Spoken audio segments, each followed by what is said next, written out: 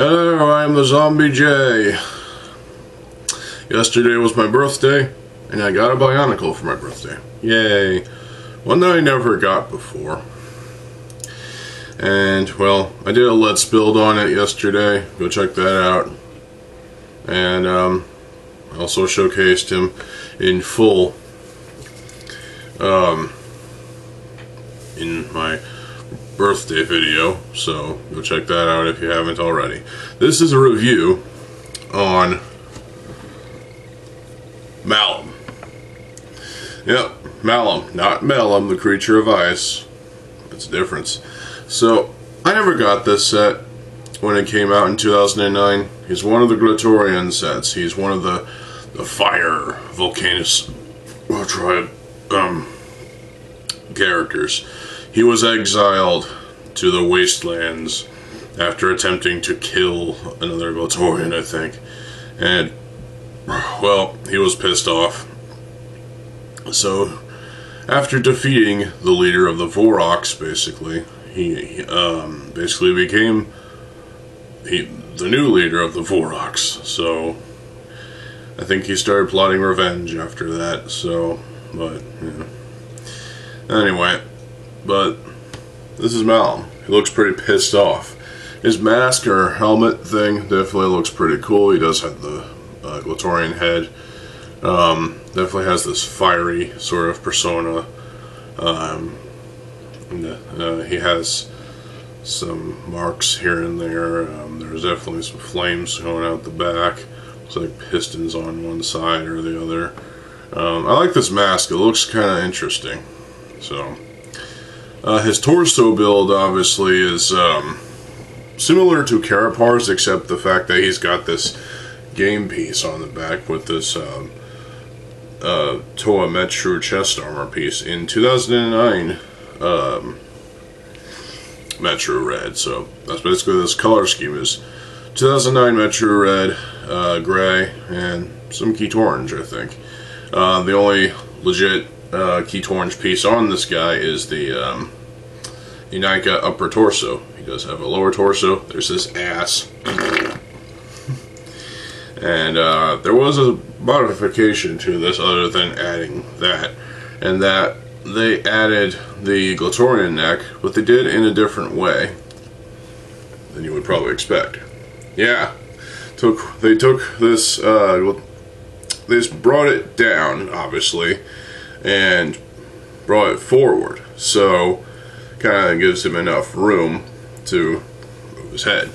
Plus, it's just a different look, you know. So that's cool. The Carapar shell piece in this mix of red and Keat Orange. It looks nice. I've encountered this piece before at a thrift store. In fact, it was an incomplete, very incomplete, I mean incredibly incomplete Malum set with a Terex helmet for some reason.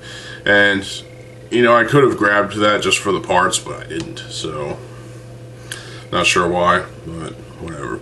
So, this torso build, there's some creativity here. The legs,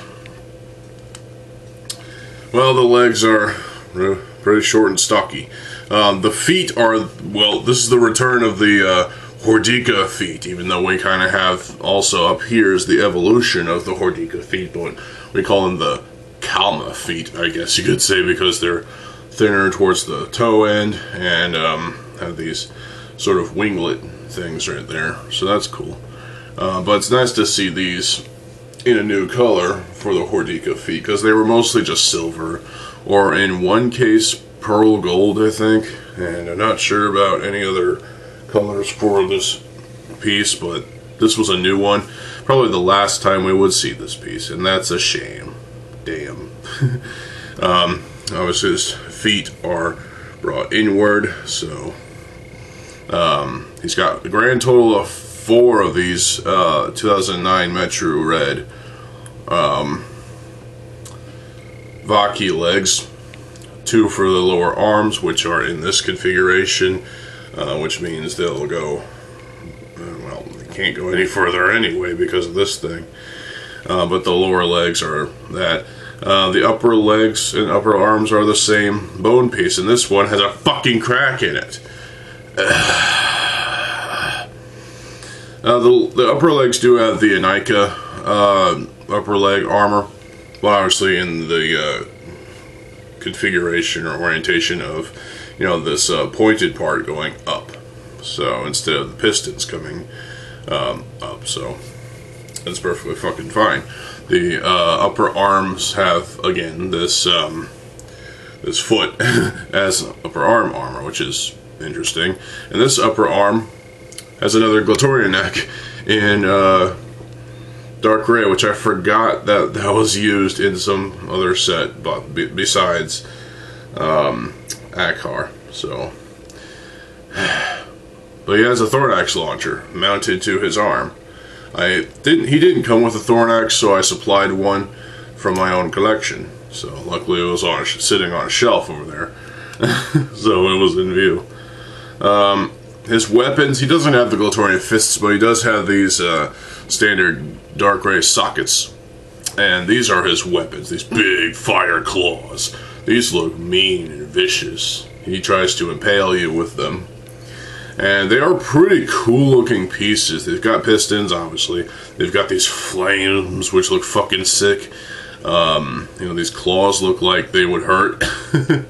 And they're, again, polypropylene, so that's cool. And as a result of that, we got stress marks on this one. That's why this one is more squished than this one. And, you know, if you compare them side by side, yeah, this one, whoever had this set before, yeah, and there's stress marks on this flame piece too, going back there. Both of these weapons do have this silver Visorak foot piece, which, you know, I'd prefer it be in, you know, Metro Red, but to, you know, keep it consistent. But hey, I guess they wanted to acknowledge the silver in some regard, you know, whether it be on the weapons or on this weapon or on the counter. Add more silver and probably charge slightly extra for it. Great. Postability wise, well, a little limited for the arms because, you know, things start to get a little caught here and there. I feel like that's a flaw in Malum's design. His arms go forward that way, his hands can go certain ways. There's really not much articulation there that is noteworthy. Obviously the blaster can move in all ways. I'm not going to fire it because I don't want to lose this fucking Thornax. The head has way too much articulation. In fact, it's plenty of articulation, to be honest, because they, you know, brought it down and forward so that he's got plenty of room to move his little head around. His legs, obviously, you know, you can move up like that. Obviously, you can get out of the way of this part of the Metru dorsal crotch area piece. Bend the legs all the way back like that. Well, yeah, that works. That's about as far as he can walk, as, you know, he could probably dance like a little ballerina or something. But this can go all the way forward like that, so that works. Not much articulation capability. I mean, you can get this guy into some decent poses, obviously, but there is definitely the limitation definitely has its the articulation has its limitations, but at the same time, it's just how he was designed. I feel like the problem is for the arms is these armor being mounted right up front. So it's especially with these two blue pins, and I feel like that was kind of to its detriment. But I still think it looks cool, so it's definitely a different take on, well, using that piece. So, and this wasn't the only set to use this kind of thing. Strack actually had his icicle things placed on the front of his upper arms, so I feel like it worked better for Strack than it does with Malum, but still pretty awesome. Yeah, I'm not particularly fond of the crack that's in the joint right here. Oh my god, enough with the cracks. At least they stopped using these joints and went to the CCBS joints and whatnot. Jesus fucking Christ. Obviously with the game piece there, he's fully alive. There he's dead. So the game thing is just kind of, you know, annoying, and I kind of don't care for it. I just like to mess around with the figures and make them look like they're attacking each other and make them go at it like this. And obviously, you know, Malum here is great for melee combat, especially with these claws. He can rip you apart, probably. So that's fun. Malum, so Malum is a pretty awesome set, character-wise. He just seems kind of like a fiery, you know, hot-tempered asshole, and he is, I don't know, I feel like the character wasn't really well written, to be honest. There wasn't really much to get excited about. I mean, obviously he attempted to kill someone in the arena and then was exiled, banished. Then he took on a Vorox leader and killed him, apparently beat him to death or something, and became the leader of the Vorox. So that's basically it. I think that's the last we hear about Malum, and there's not much really besides that. So I feel like Malum was kind of an underutilized character to some degree. I mean, when it comes to the two Glatorians from the Fire Tribe, Vulcanus, Akhar, and Malum, I have to say, I like the look of Malum. Malum looks mean. He looks like a fucking boss, a fire boss, and he looks like he could really fuck your shit up. But at the same time, I feel like in terms of, you know, practicality, I feel like Akhar is the better of the two, and that might be to both of their detriments. But Malum is definitely a great set for the first 6 Glatorian sets. I feel like Akhar is better, not only because he's taller, but his color scheme is pretty awesome. But he actually has fists and a sword. And in general, I just like Akhar better than Malum, and I'd hate to put these two on the same shelf together because they'd probably duke it out, you know. So I mean, who knows? Maybe I'll make a video where Malum tries to get revenge on Akhar for no apparent reason. So I mean, if you want that, post in the comment section below. But yeah, Malum, you know, it was refreshing building Malum for the first time and actually getting him. And now that I've got him, I do like the set. I just feel like I like Akhar a little bit more, especially in terms of character, you know. Malum just seems like a hot-tempered asshole. And I know that can apply to, you know, Tahu as well, but at least he's more of a desirable character, or more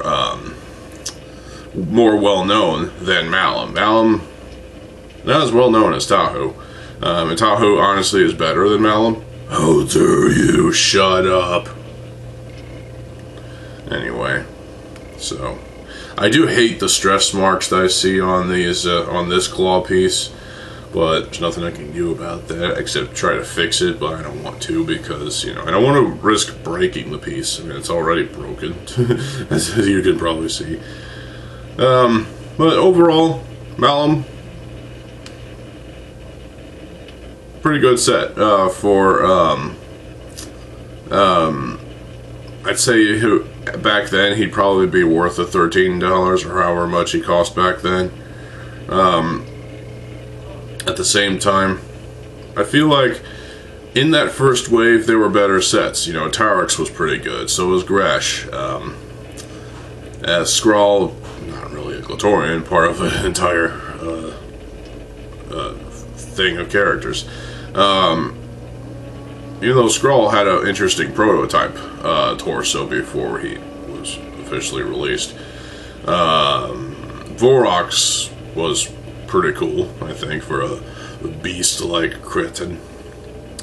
And obviously, Strack is pretty cool too. He's got that big ice axe. But Malum here, I still like the set. I like the overall look. I love this silhouette. He looks pretty, you know, awesome to a degree. I feel like the color scheme is somewhat inconsistent because, you know, he's got all this 2009 Metro Red on the arms and on the legs and the feet. But he doesn't have much of that in the head or in the mask and in the torso armor. I mean, there's a little bit, but very little, because there's like molding of the like a mixture of red and heat orange for the shell piece, and it looks kind of feels out of place, and it feels like it doesn't mesh well with the rest of them. And obviously the mask, it varies, but at the same time, I don't know. When I look at him on a shelf, it's like, yeah, that looks imposing. The giant, you know, Malum that was made out of Scarabax beetles in the Legendary Reborn, that looked imposing. But this guy, even though he's shorter than Adkar, definitely looks like an imposing figure. He definitely looks like he could fuck your shit up and enjoy the fucking. That was some really odd phrasing, I apologize. So, I don't know. I like him, but there's aspects about him that I feel are a little weak. I'm glad I finally have him, but yeah. So, it's cool. Cool set. I'll definitely display him on the shelf.